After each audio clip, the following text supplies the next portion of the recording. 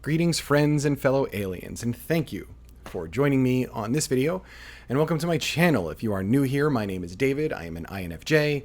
I am an author. I am a published author. I am a self-published author, and I like to talk about writing and creativity and psychology and INFJ-ness and all of the weird stuff that happens because of it.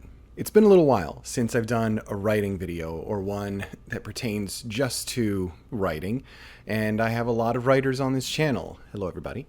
And I thought I'd get some content out there for you. This is something that's kind of been on my mind, and I want to get more into the writing thing because it's creativity and it applies to everything. And you as an INFJ, it applies to you in certain specific ways as well, especially if you are a creative INFJ. So whether your creations are art or music or writing like me, please stay tuned, right? Because I'm sure there's something in here that you're going to be able to get out of it. I get a lot of questions from people as far as how I went through the process of writing and publishing a novel. And so I thought it'd be good to talk a little bit about that and basically tell you how I did it, and from start to finish, but not really start, because I'm not going to get into the actual writing aspect of this.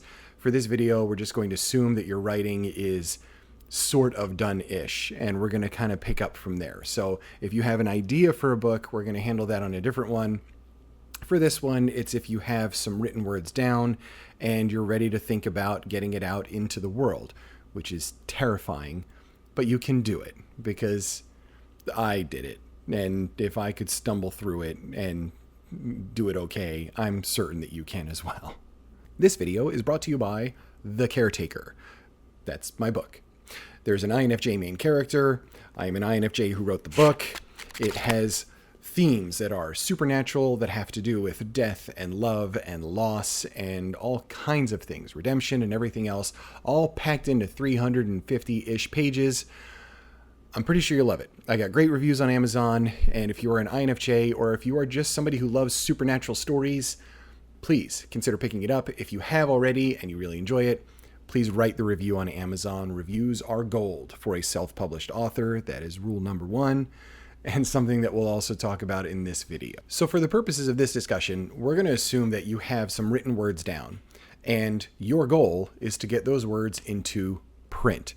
So we're going to skip over some stuff. What we're skipping over is the process of writing and the process of forming it into the story that it should be. So we're going to assume that you have a story and a beginning and an ending. I am happy, and please let me know if you'd like for me to do a video on the actual construction of the story from start to finish, from an idea to a finished story or a semi-finished story. Let me know in the comments if you'd like to see that, because I am more than happy to talk about my process in going from what was just a few paragraphs to an actual finished novel that's getting awesome reviews and getting sales and all that kind of stuff, gaining some traction on Amazon. I'm happy to, but for this one, we're going to say, okay, let's say we have the story, you want to publish it. How do you become a self-published author on Amazon? I'm going to tell you how I did it, and we're going to go through it step by step. Step one, assuming your book is done, your story is done, you've gone through a few rounds of your edits, the first thing that you should focus on are beta readers. What's a beta reader? This is somebody that you trust, that you know, that is going to read your work in a timely manner and offer some feedback on it. It could be somebody that is just really good with books, who likes to read a lot. It could be somebody who's very good with grammar and English and everything else. It could just be somebody that has a great sense of the story and that knows you really well. The main thing is you want to make sure that you're attaching yourself to people that are not afraid to critique you, are not afraid to help you improve the story, and you trust. And so you don't take those critiques personally.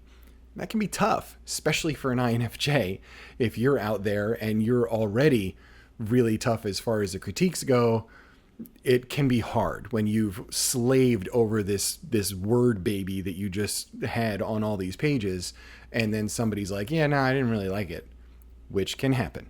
You can find beta readers anywhere. You just have to ask. Best way to do it is to get into a group of people and ask to share stuff. You do not, under any circumstances, want to be sending your written word to random people on the internet that you don't know. Don't post it to Reddit. If you have an intent to publish it, don't do any of those things, because sadly, there are people out there that will steal the content, claim it as their own, and there's nothing that you can do about it.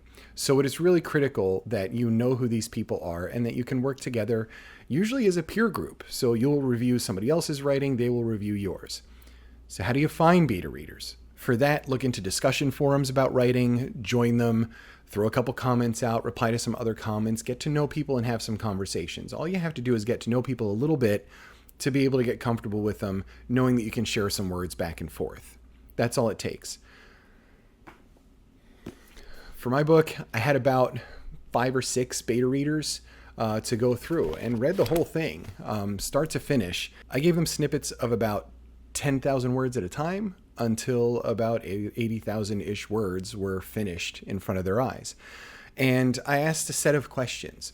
Which character did you like? Was there anything that seemed confusing? Was there a scene that didn't make sense to you? Was there something that needs to be explained a little bit better or just illustrated a little bit better? I asked people for their favorite passages, their favorite lines of dialogue, things like that, because by knowing what really resonated with somebody as a reader and knowing what didn't resonate as a reader, I can now steer my writing a little bit into that direction. Still want it to be yours, and you still want to write it the way you believe it should be written, for sure. But when you send something out to, let's say, 5 or 6 or 7 or 8 beta readers, and they come back to you with these questions being answered, and if, let's say, 7 out of 8 beta readers all say, this passage is a little confusing, well, now you know where to make some edits. And so it's really handy to have that feedback before you get into publishing and everything like that. You don't want to do this and get a whole book out there and then all of a sudden realize, man, I should have rewritten this chapter or whatever else. So beta readers are the best way to do that. And you just look for them online. There's all sorts of groups. You can do it and just promise to review some of their words as well and get into ones that you really like and you really know. You're going to have to make some friends, people. That's how it works. Step 2 to getting yourself as a self-published author on Amazon is to get through all of your grammatical edits and all of your sentence edits, structure edits, and all of those things. Make sure the flow of your words is exactly where you want it to be. For me, I used an app called Pro Writing Aid. I'll link it up here to a video I did where I reviewed Pro Writing Aid versus Grammarly. I am not a fan of Grammarly. Didn't really work for me. Pro Writing Aid hit the sweet spot as far as digging into all of these really critical edits that I needed to make. You can set it so it's looking at your writing from the perspective of creative storytelling. It's not just looking at it like it's an office email. And it hones all of its suggestions according to that. So I took one chapter at a time, pasted it into Pro Writing Aid, and I went through everything. I went through all of the words that were repeated words a little too much, sticky sentences, all of my style edits, all of my grammar edits, all of my perspective edits. I mean, really just everything. I went through it again and again, and then I took it out, put it back in, and ran through it again after I made some changes to try and get it. I mean, I think each chapter that I had in the book, I probably ran through Pro Writing Aid 3 or 4 times by the time I was happy with where it was and I was comfortable that nothing was really out of place as far as the sentences go. Now, this isn't even getting it to an editor yet. This was just to make sure that I was happy with it, to be able to send it to an editor, to have it be a reasonable work, and hopefully not make their job too hard. Pro Writing Aid is subscription-based. I ended up buying the lifetime subscription for it. It did cost some money, but you can use it for everything. It's really handy, and it's just a great app to have. It'll save your documents and everything. I honestly can't speak highly enough of it. I'm a huge PWA fan. It's really good stuff. Step 3. This is my path through getting myself self-published on Amazon. My third step was finding the right editor. Finding an editor that you vibe with, basically. Bet. So the first step to this was getting the manuscript out of my writing app. Now, to write everything, I use an app called Ulysses. I'll link that in the description as well. I freaking love Ulysses. I honestly, it's hands down, it's the best one that I've used, and I've tried a bunch of different ones. Don't even get me started on Scrivener. Not a Scrivener fan, but Ulysses really was the sweet spot for me. It got out of my way. It let me organize my thoughts and everything very concisely and clearly, just in a nice hierarchy in the application. And it just gave me the blank screen to throw the words down and not worry about anything else. Best thing about it, I'm an Apple guy, so I use an iPhone, I use an iPad, and I use my Mac. Ulysses syncs to the cloud. So if I'm editing on my Mac and I'm at night, 2 o'clock in the morning, I can't sleep, I can just open up my phone and I can do edits or whatever there, and it's updated on everything real time. There's not different copies of it in different places trying to figure out which one I did or didn't edit or anything like that. Honestly, it was great. Ulysses, top notch, and I'm going to have a full video review of that application sooner rather than later because I love it so damn much. So once I outputted from Ulysses and I got it into just a plain font, double-spaced Word document with margins in there and everything else, and I had to go through the process of finding the editor. That was tricky. So I looked on Fiverr. If you've never used Fiverr, it's just like gig work, basically. There's editors on there, and you can hire them, and they'll pay. You'll pay them basically per page or per word or however it goes with them, depending. You can expect to have to spend some money on editing. I ended up spending roughly $800 in total to get my book edited. My editor was fantastic. I will link her website down there. Her name is Natalia. I ended up finding her through an online search. I didn't come up with anything I wanted on Fiverr. I tried hooking up with some editors on the crap stain that is Twitter. That didn't work okay. It's useless. I'm sorry, man. Twitter is just useless. And I say that as somebody who may be on it again at some point because you kind of have to be. But I kind of hate it, so I don't want to. My editor's company is called Enchanted Ink, and she was wonderful.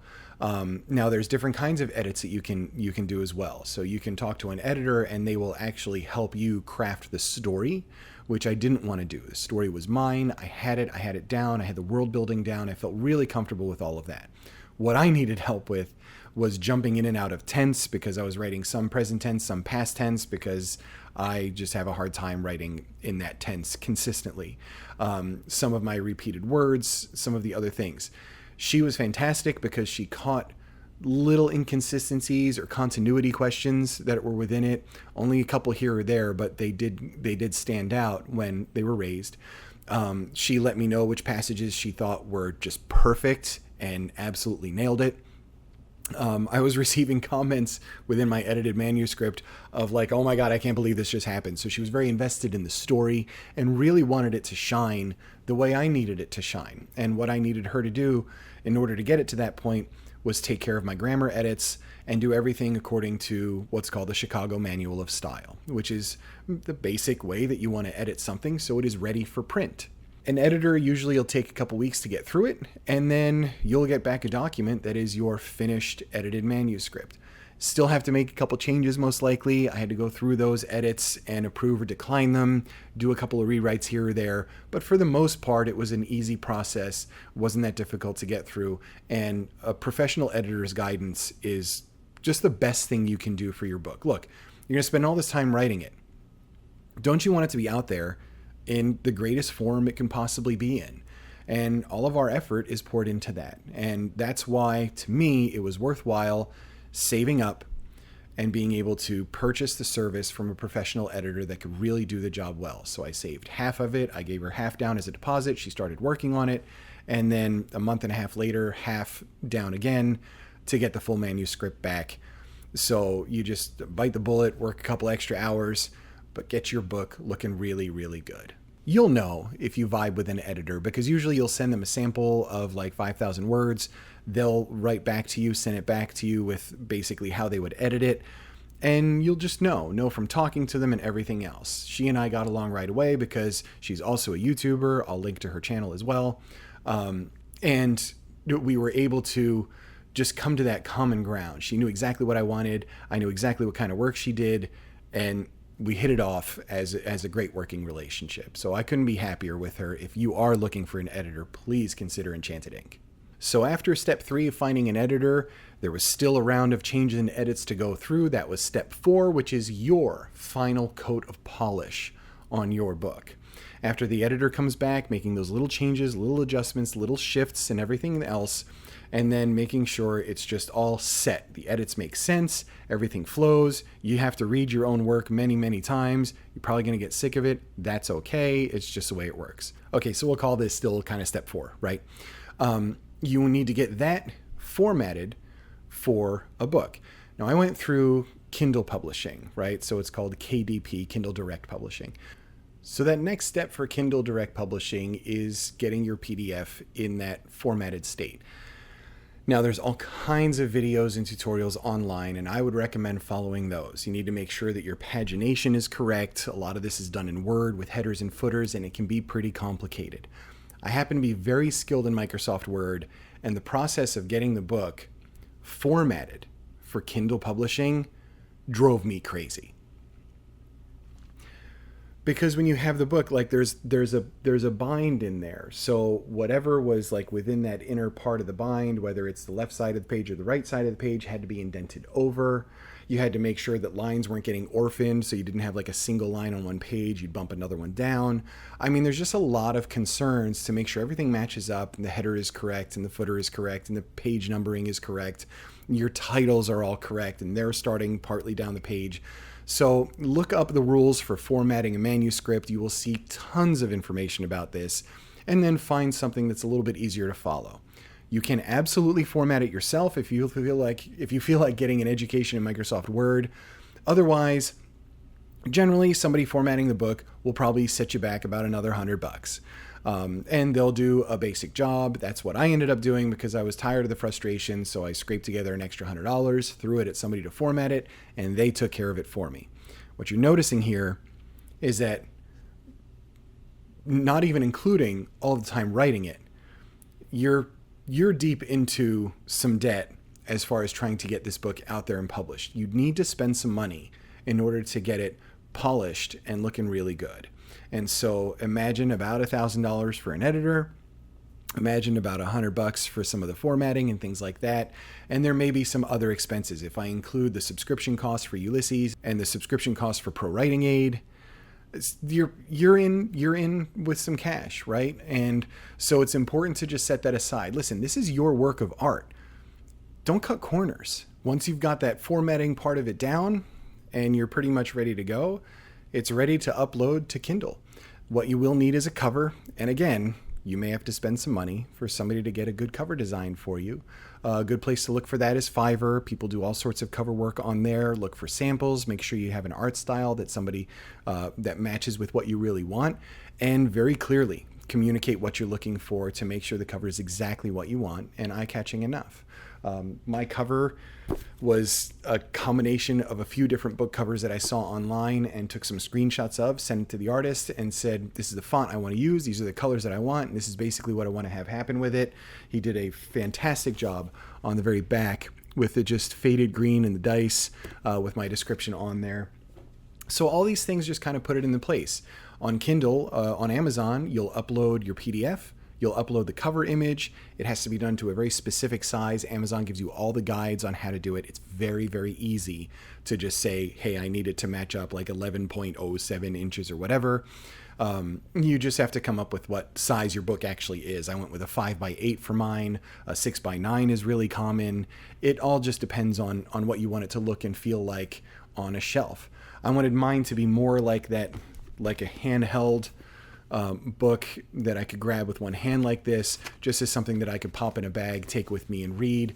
I felt like another inch or so here, another inch or so here. It just wasn't the right size for what I wanted, and I don't like books like that. So I picked a size that I really enjoyed and just used it for that. The last thing is really just figuring out your distribution. Now, obviously, marketing can be an entirely different video, and I'm happy to talk about how I marketed the book.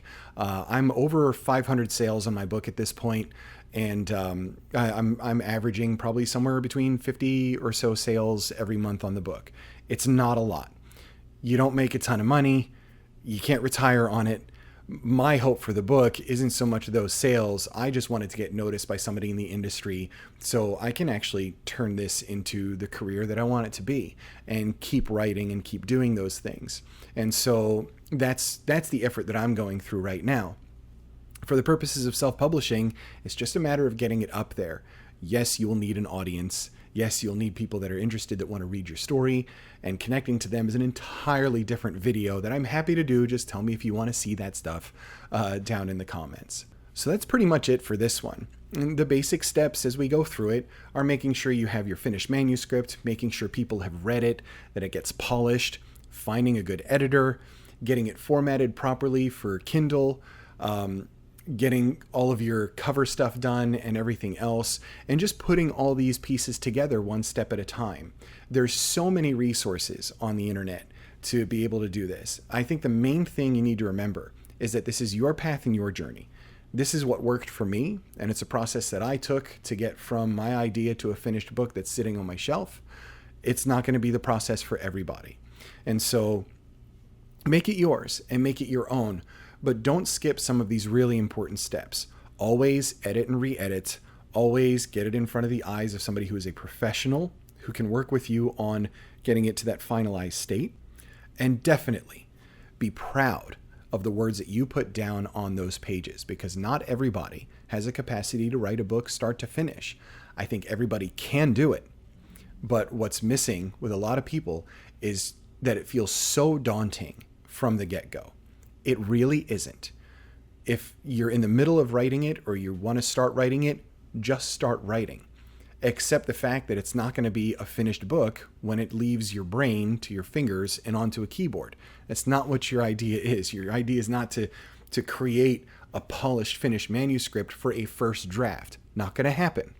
But you can do the things to kind of get around that to make sure that your art does get out there, get noticed, and that it is in the best form possible. Truly hope this video helped you. I have such a deep desire to help my writing friends because I know what kind of a struggle it is. That imposter syndrome gets into your head, that self-doubt creeps into there, and it just gets really, really difficult to want to share your words without all kinds of anxiety. But you can do it. I'm here for you. I'm supporting you. I'll tell you anything about my process and how I got through there. If it will help you, just let me know what you want in those comments, and I will take care of the content. Thank you so, so much for watching, and I will see you again very, very soon.